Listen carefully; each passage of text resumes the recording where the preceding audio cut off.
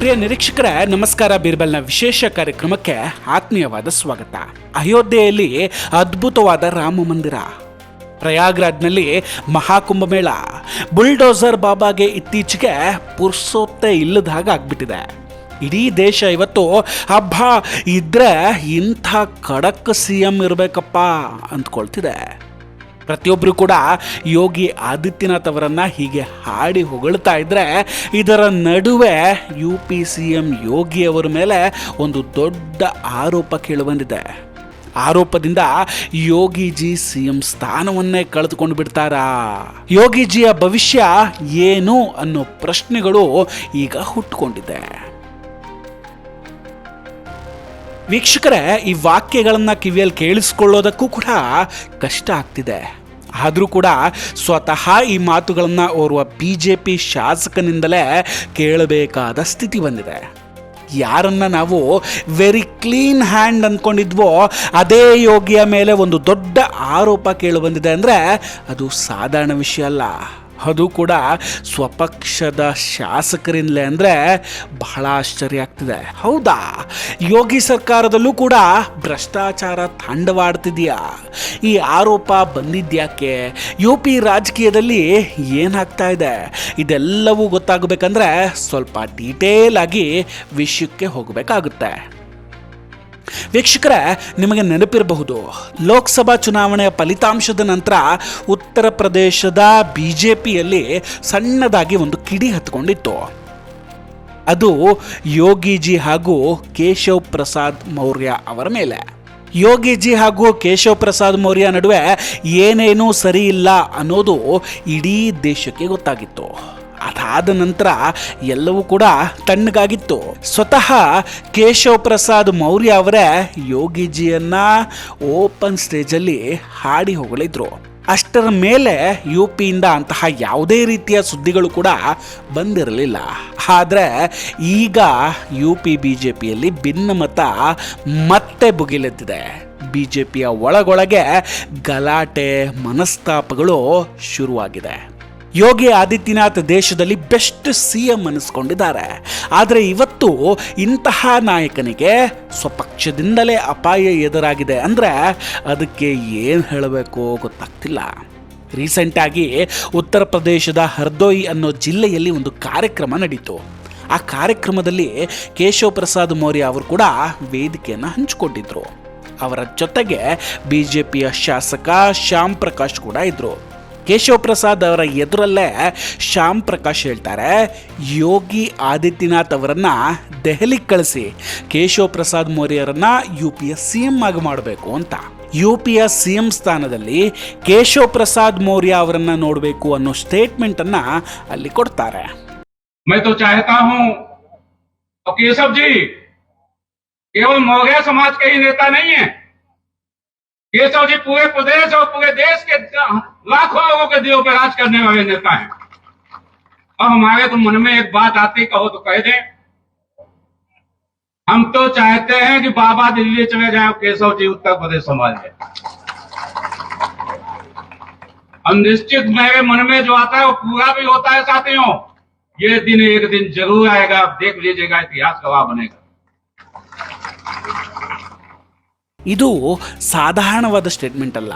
ಯೋಗಿ ಅಂತಹ CM ಇರಬೇಕಾದ್ರೆ ಅದೇ ಪಕ್ಷದ ನಾಯಕ ಇನ್ನೊಬ್ಬರನ್ನ CM ಆಗಬೇಕು ಅನ್ನೋದು ಖಂಡಿತ ಸಾಧಾರಣದ ವಿಷಯ ಅಲ್ಲ. ಇಂಟ್ರೆಸ್ಟಿಂಗ್ ಅಂದರೆ ಇಷ್ಟಾದರೂ ಕೂಡ ಕೇಶವ್ ಪ್ರಸಾದ್ ಮೌರ್ಯ ಅವರು ಏನೇನೂ ಮಾತಾಡಲೇ ಇಲ್ಲ.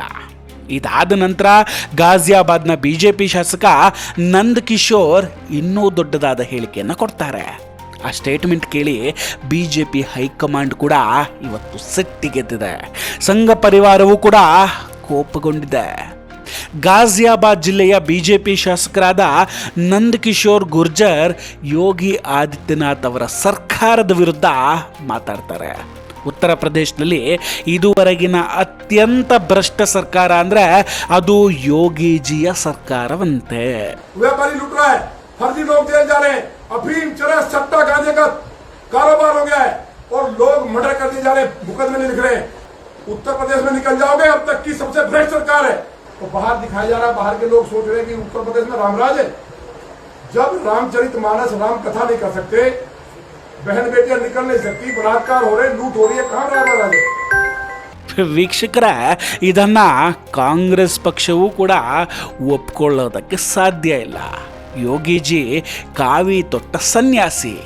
ಈ ಅಧಿಕಾರದ ಮೇಲಾಗಲಿ ಹಣದ ಮೇಲಾಗಲಿ ಯಾವತ್ತೂ ಕೂಡ ಅವರು ಆಸೆ ಪಟ್ಟವರಲ್ಲ. ಇಂಥ ನಾಯಕನ ಮೇಲೆ ಭ್ರಷ್ಟಾಚಾರದ ಆರೋಪ ಮಾಡಿದ್ರೆ ನಂಬೋದಕ್ಕಾದರೂ ಸಾಧ್ಯವಿದೆಯಾ? ಯೋಗಿ ಮುಂದೆಯೇ ಇಂತಹ ದುರಂಕಾರ ತೋರಿದಂತಹ ಕಿಶೋರ್ ಗುರ್ಜರ್ ಮುಂದೆ ದಂಡ ತೆತ್ತಬೇಕಾದ ಪರಿಸ್ಥಿತಿ ಬಂದಿದೆ. ರಾತ್ರೋರಾತ್ರಿ ಕಿಶೋರ್ ಗುರ್ಜರ್ ಅವರ ಉದ್ದೇಶ ಎಲ್ಲವೂ ಛಿದ್ರ ಆಗೋಯ್ತು.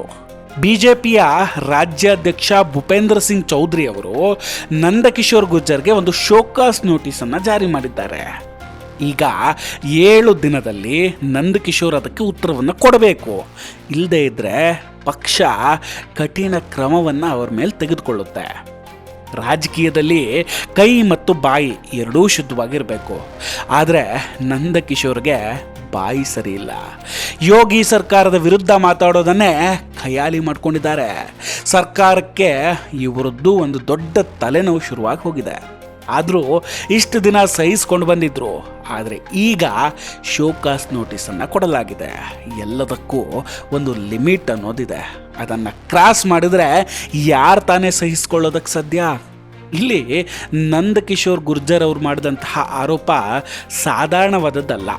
ತನ್ನದೇ ಸರ್ಕಾರದ ವಿರುದ್ಧ ಮೀಡಿಯಾದ ಮುಂದೆ ಬಂದು ಸರ್ಕಾರದ ಖಜಾನೆಯನ್ನು ಲೂಟಿ ಮಾಡ್ತಿದ್ದಾರೆ ಅಂದಿದ್ದಲ್ಲದೆ, ಯೋಗಿಜಿ ಸರ್ಕಾರ ಉತ್ತರ ಪ್ರದೇಶದಲ್ಲಿ 50,000 ಗೋಹತ್ಯೆಯನ್ನು ಮಾಡಲಾಗ್ತಿದೆ ಅಂತಾರೆ.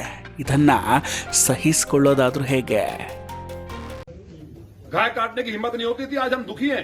हमारी सरकार में प्रतिदिन 50,000 गाय कट रही हैं, सारी गाय साफ कर दी गई।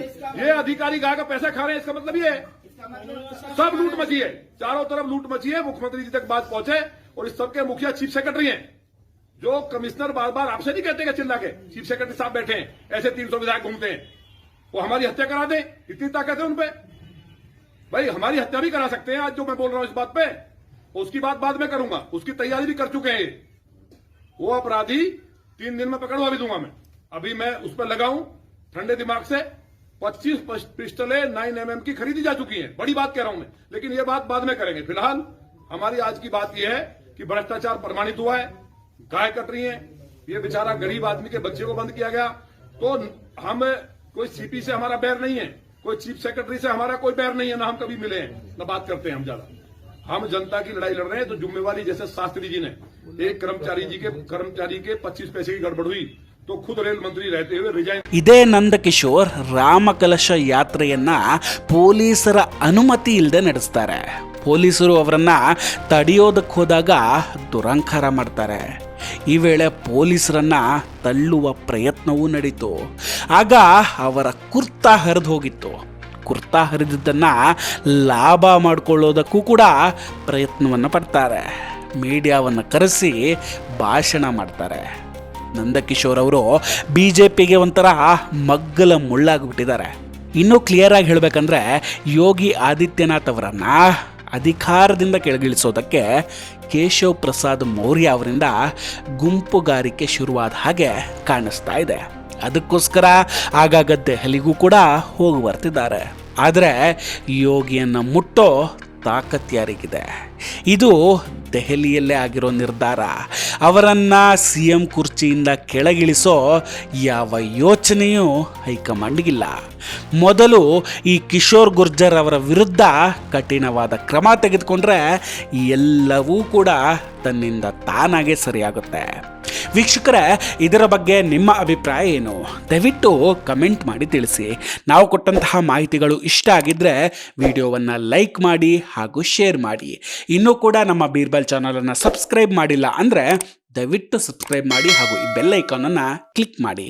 ನಮಸ್ಕಾರ, ಟೇಕ್ ಕೇರ್ ಆ್ಯಂಡ್ ಬಾಯ್ ಬಾಯ್. ಮತ್ತೆ ಭೇಟಿಯಾಗೋಣ.